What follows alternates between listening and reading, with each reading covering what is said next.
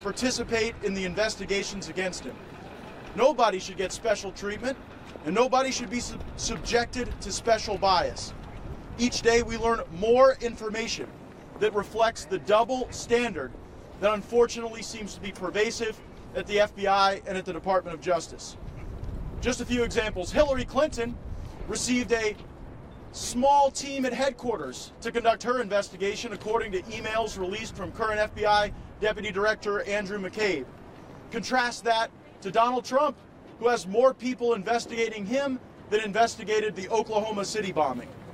Hillary Clinton had an exoneration statement drafted in her case before the investigation was even completed and before key witnesses, including Hillary Clinton herself, were interviewed. Contrast that with the investigation of President Trump, where people who actively dislike the president were assigned to work against him. There are conflicts of interest associated with immunity deals given to Ms. Mills, Ms. Samuelson. No such accommodation was given to Mr. Flynn or the others associated with the president's transition team. The FBI won't tell the American people whether or not they paid for or participated in the discredited and salacious dossier drafted by Fusion GPS. Meanwhile, a witch hunt continues against the president with tremendous bias, with no purpose, and with no end in sight. Tomorrow, FBI Director Christopher Wray will testify before the Judiciary Committee, and we want answers as to how we can reform our systems and practices so that no one gets special treatment and no one is subjected to any special bias. And now I'd like to introduce my fellow Judiciary member, Congressman Jim Jordan of Ohio.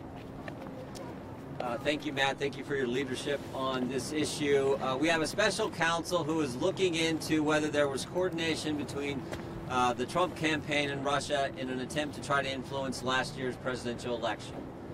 We know, however, that the Clinton campaign actually paid Russians to try to influence last year's election.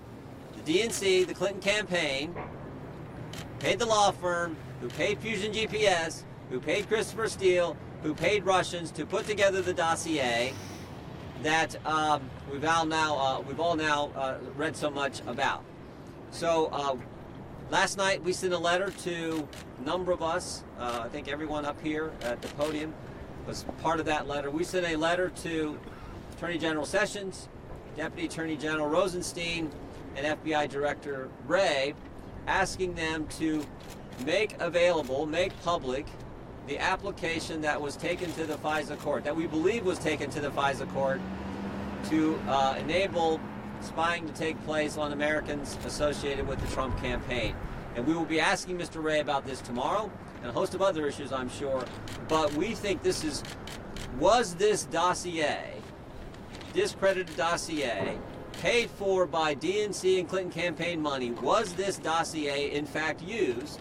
Was it part of what was taken to the FISA court to allow spying to take place on Americans who were associated with the Trump campaign? If in fact that took place, that is as wrong as it should be. We want to know that, and that's why we've asked for the application to be made public. And as I said, we'll be questioning Mr. Wray about this and a host of other issues tomorrow. With that, I would now turn it over to, looks like, Mr. Perry. Well, thank you. For me, the question is why? Why are there two different standards of justice? Why doesn't the FBI and the Justice Department have to comply with subpoenas by the Congress for information that the American people need to have and should have access to? Why is that happening? Why did Ms. Samuelson, why did other members of the last administration get immunity deals? And what did we get for them? And why don't we know that? Why is there two standards of justice for those folks, but another standard of justice for the folks in the Trump administration? And if we understand the why, then we can see the what, including what did we get for a laptop that was turned in, right? And immunity was given, and we want to know what was on that laptop. So we're not here to lift up and say that it was okay that what Michael Flynn or Paul Manafort did. That's not the case whatsoever. Lying to the FBI is always wrong. But as citizens, if one person can be persecuted by an instrument of the government at one standard and another one can't, what does that mean to all of us? Should we fear our FBI if we're not in the right political mindset, if we don't say the right things? Or do we Do we have the confidence in knowing that our Justice Department will prosecute crimes, or is this now a Justice Department that prosecutes individuals? And if that's the case, are we no longer a country of laws as opposed to a country of men? Folks, this is how police states are started. This is how it begins. And it has to stop, and the only way that this stops is by sunlighting, by daylighting, by providing the information to the American people through their duly elected representatives in Congress, so everybody can see what happened here, and then we'll understand the why and the what. And with that, I'll turn it over to my good friend Jody Heiss. Thank you.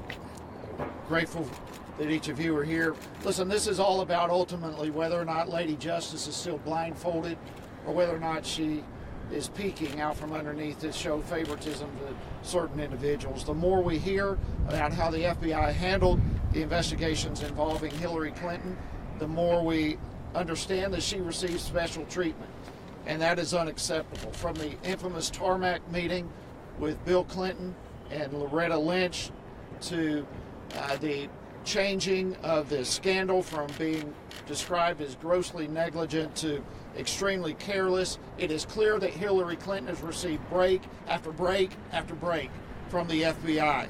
And when it comes down to it, everyone ought to be treated equally under the law, regardless of who they are. And this type of incident that has been occurring must stop. So an investigation into the FBI's process and procedures that allow this type of activity to occur must come to an end. We must have justice at this point, and at the same time we must make sure that this type of favoritism never occurs again. And with that, I turn it over now to Andy Biggs. Good morning. Thank you for being here. One of the great things that in America that made us the shining light on the hill is the very notion of justice and equality. But in this instance, we see over and over again that people are being treated differently by our institutions.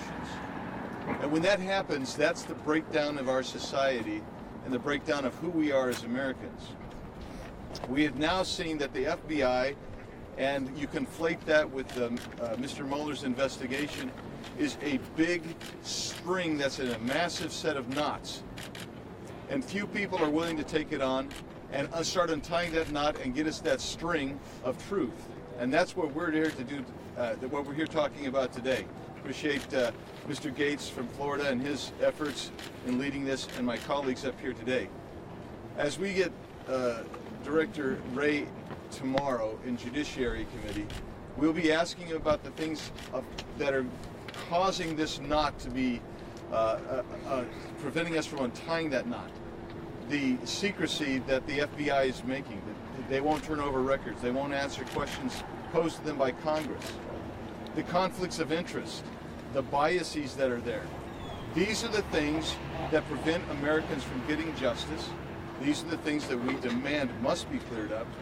And we expect answers from Director Wray tomorrow. And answers from the FBI and the Department of Justice going forward. When Congress is asking these questions, we're not doing it to embarrass. We're doing it to get at the truth that all of us as Americans are entitled to. So I'm looking forward to Director Wray's comments tomorrow, his response to the Judiciary Committee, and then my understanding is Rod Rosenstein will be there the following week. Now let me just tell you something. One of the questions that needs to be answered is, why are the same people that have mishandled and provided bias to the Hillary Clinton investigation over time, why are they still in this administration? Why do they continue when they have demonstrated distinct bias against this president and this administration? We need answers to those things if we're going to return to be a city on the hill, that light on the hill. So with that, I'm pleased to turn this over to my friend, Representative Meadows. Thank you all for being here today. Obviously today is not about any one issue. It's about Lady Justice and the fact that she should wear a blindfold and no one should get a special pass or a special way to be investigated, as we know has now happened within the FBI. It is time that we get to the bottom of it. And I call on Attorney General Sessions. It is time for him to show the type of leadership to make sure the American people get the answers they deserve. Because we cannot allow the highest law enforcement agency in the land to actually be in a situation where they allow partisanship to determine who is actually not only guilty or innocent, but certainly we can't allow it to happen when indeed it should be a nonpartisan, non-biased way.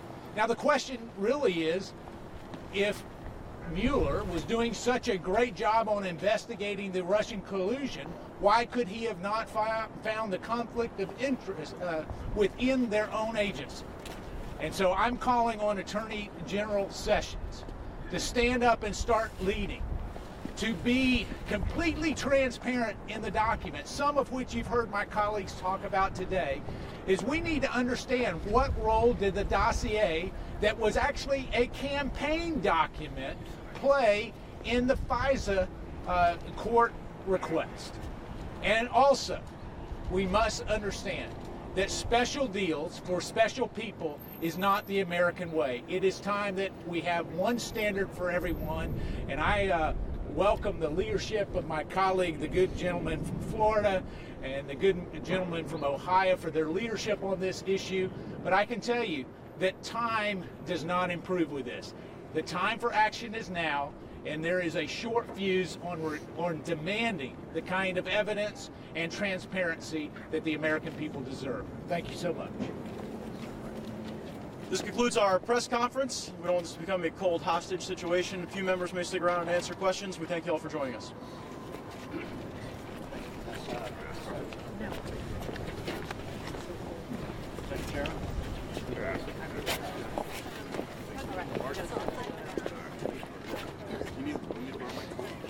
Yeah, I was nervous. Yeah, that comes from the interim.